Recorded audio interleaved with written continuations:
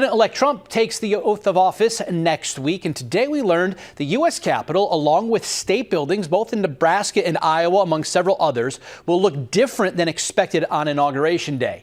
Jacqueline Fernandez joins me from the Alert Desk to explain. Jacqueline.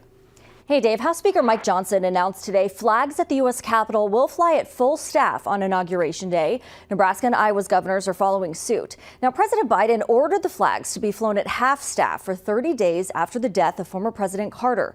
That order is set to end on January 28th, more than a week after the inauguration. Around the same time as Johnson's announcement, Iowa Governor Kim Reynolds said flags at the Iowa State Capitol and all state buildings will be raised on Inauguration Day, too. She said, quote, Iowa will celebrate and recognize this historic change in our country's leadership by raising our flags. And within the past few hours, the Nebraska governor's office announced the same decision. Governor Pillen saying, quote, having the flag at full staff symbolizes the respect to that office and our nation's newly elected leader. The governors and the House Speaker says the flags will be relowered the day after inauguration. Meanwhile, President-elect Trump expressed some frustration about flags being at half staff when he takes the oath of office. In a social media post, he accused Democrats of feeling giddy at the notion. And notably, a large American flag at Trump's Mar-a-Lago estate was raised to full staff after Carter's burial, despite Biden's order.